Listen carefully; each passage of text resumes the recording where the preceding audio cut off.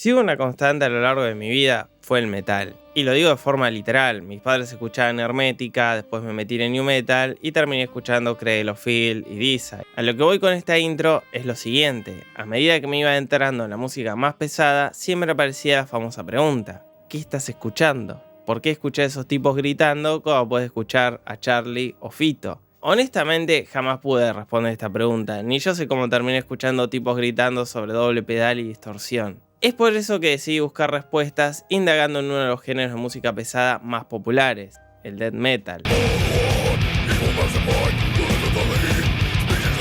Si bien es cierto que no es la música más extrema y ruidosa del planeta, fue uno de los géneros con mayor relevancia en la agenda pública. Incluso llegó a generar controversia a nivel mundial, pero controversia real, fuera un debate en medio de una campaña presidencial. Entonces, sin alargar más esta intro, les propongo iniciar nuestro viaje por la historia del death metal, donde veremos de dónde sale esta música, su pico de gloria y cómo terminó siendo un fenómeno de nicho incomprensible. El death metal es un género musical donde predomina el uso de guturales, guitarras pesadas, acompañadas por baterías robustas con doble bombo. Al mismo tiempo, hay técnicas específicas que suelen ser una constante dentro del género, como el palm mute de la guitarra y el tremolo picking.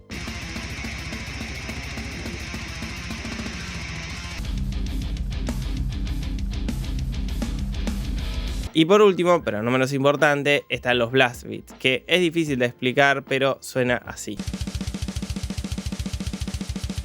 Cabe aclarar que estas técnicas no son exclusivas del death metal, por eso suele haber bastante confusión respecto al tema. De hecho, para simplificar el asunto, a veces se lo llama metal extremo. Esta categoría es usada para englobar distintos géneros de metal con una estética mucho más agresiva, como por ejemplo el black metal, grindcore y obviamente el death metal.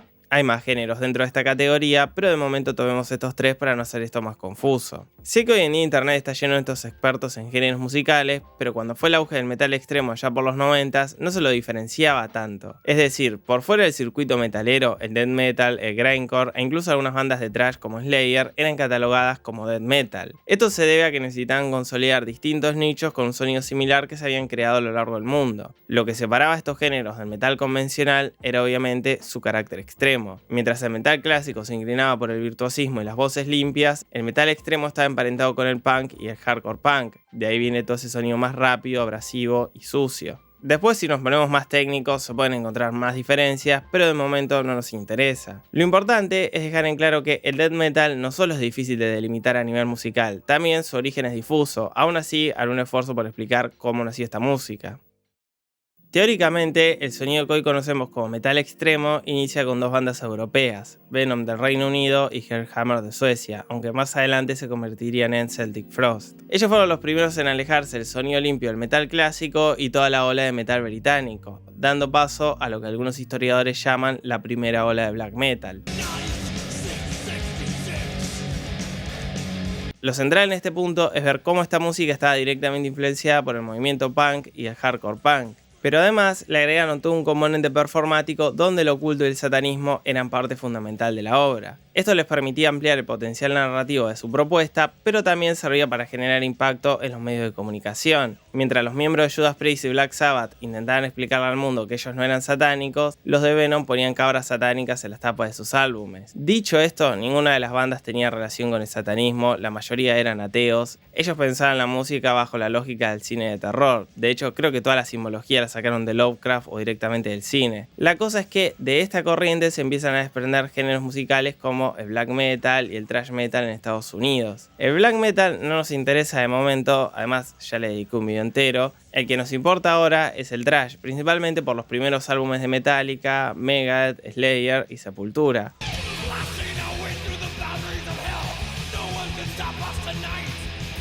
Ellos retomaban la estética oscura, pero en lugar de centrarse exclusivamente en el satanismo, tomaban los horrores del mundo real como la guerra o la contaminación. Además, se podría decir que le aportaron cierta complejidad al género. Master of Puppets y A Justice for All de Metallica son casi metal progresivo. Mientras eso pasaba, en el Reino Unido y en Michigan aparecen dos bandas que prácticamente de casualidad iniciaron un género fundamental para toda esta historia, el grindcore. A principios de los 80 en Inglaterra, un grupo de jóvenes de clase obrera, enojados con el mundo, deciden formar su propia banda de música pesada. No tenían muy en claro qué querían hacer, por eso tomaron el sonido veloz y medio satánico de Venom y lo fusionaron con la desprolijidad y la velocidad del hardcore. Así es como nace Napalm Death. probablemente la primera banda de grindcore.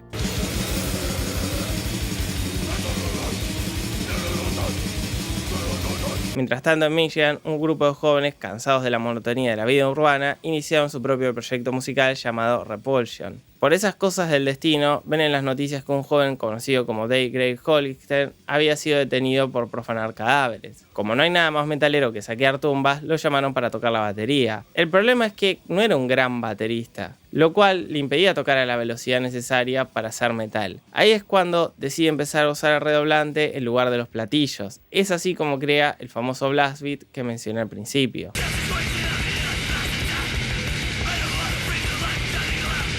Más allá del sonido abrasivo, lo que une a estas bandas es un profundo descontento. No es casual que, al igual que el hardcore punk, este movimiento haya nacido bajo la presidencia de Reagan en Estados Unidos y el mandato de Thatcher en el Reino Unido. Por eso el grindcore es uno de los géneros más políticos dentro del metal. Muchas de las bandas tienen un mensaje antibélico, antifascista y en algunos casos anarquista. Lo llamativo es que, si bien el grindcore es medio un fenómeno de nicho, produjo un gran impacto dentro del metal. Y no solo eso, Napalm Death tuvo su lugar en los medios de comunicación tradicionales. En un momento hasta fueron parodiados por Jim Carrey. It's great. There's this one band out that's called Napalm Death. And it's so hilarious. I mean, I listened to this album, I started listening to this album, and it was literally, I'm not exaggerating, that was it.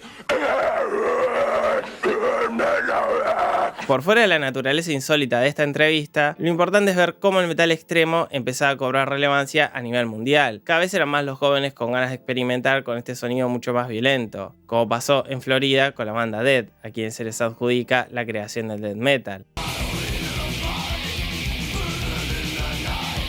Al igual que muchos de sus contemporáneos, tomaron el abordaje más extremo de Venom y Celtic Frost, aunque a diferencia del grindcore tenían un sonido mucho más pesado y prolijo. O sea, sigue siendo ruidoso, pero si lo comparan con el grindcore promedio, van a notar que este está mucho mejor producido. En esta época ya podíamos percibir cierta intención por buscar salir del circuito under. Recordemos que para finales de los 80s, la mayoría de las bandas de thrash eran comercialmente exitosas. El caso más evidente es Metallica.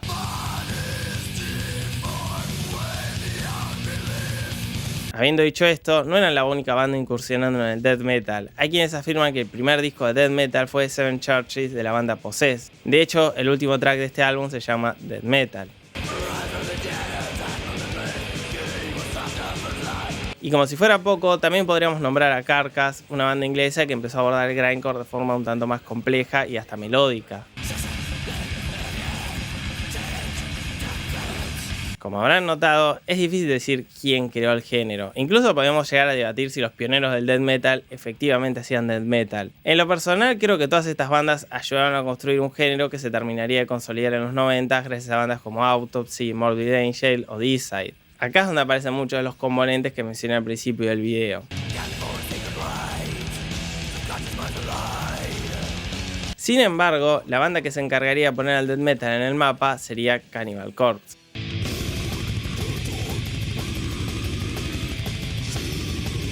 El caso de Cannibal Corpse es medio polémico porque por un lado se convirtió en la banda que todo el mundo asocia con el death metal, pero al mismo tiempo transformaron este movimiento en un chiste. Mientras sus colegas intentaban incorporar una propuesta teatral y medio esotérica, ellos recurrían al contenido explícito y las imágenes violentas que remiten al cine gore más extremo. Además, tenían un sonido bastante comercial, al menos en lo que respecta a los estándares del metal extremo.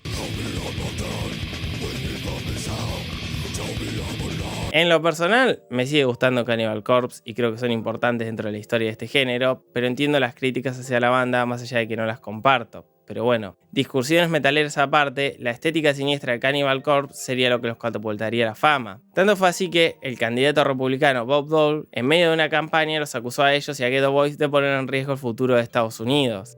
I'm talking about groups like Cannibal Corpse, Ghetto Boys, and Two Live Crew, business that makes money from music, which extols the pleasure of raping, torturing, and mutilating women. Desconozco por qué se la agarró con Cannibal Corpse, pero terminó siendo la mejor campaña de prensa que una banda de metal podía pedir. Esta música fue el soundtrack de quienes sentían un profundo descontento con la clase política y los valores tradicionales. Que un miembro del partido conservador más importante del mundo, en medio de una campaña política, los coloque como sus máximos enemigos, lo único que hizo fue darles mucha más difusión. La mayoría de las bandas de esta escena tenían como principal objetivo espantar a gente como Bob Dole. Pero el legado de Cannibal Corpse no termina acá. Aparentemente Jim Carrey era fan de la banda, o al menos disfrutaba bastante su música. Es por eso que fueron incluidos en una escena de la película Ace Ventura.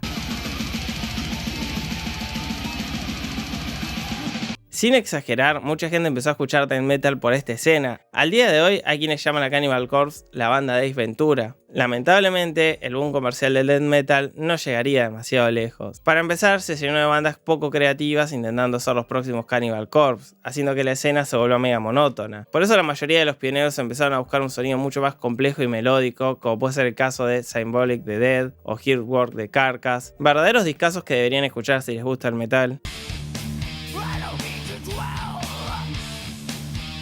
Por otra parte, el público cercano al metal extremo no era amigo de los grandes escenarios. De esta forma, cuando el death metal cobró relevancia en los medios tradicionales, la escena se dividió en distintos nichos sin mucha trascendencia. De acá vienen las mil discusiones respecto a los géneros musicales o sobre qué tan reales son algunos artistas. Y por último, pero no menos importante, para finales de los 90 los medios masivos se inclinaron por el new metal y el rap metal. Convengamos que era mucho más fácil promocionar a Slipknot o System of a Down, tenían un sonido mucho más accesible y sus letras no hablaban de mutilar cuerpos. Después, en los 2010, se podría decir que el death metal volvió a cobrar relevancia gracias al boom del deathcore, impulsado por bandas como Suicide Silence, Whitechapel y Bring Me the Horizon en sus primeros álbumes.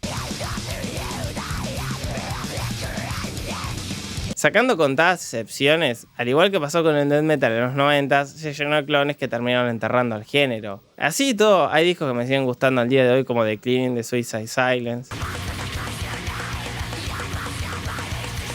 Con esto no quiero insinuar que el death metal haya desaparecido. A pesar del poco éxito comercial, sigue tan activo como antes, y no solo eso. Tuvo ramificaciones más que interesantes, como el abordaje mucho más complejo y técnico de bandas como Cryptosite.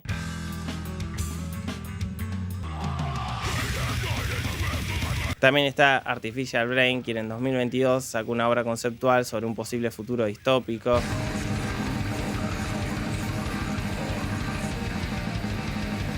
También podríamos incluir a Imperial Triumph, que no hacen estrictamente death metal, pero son una consecuencia directa de este género.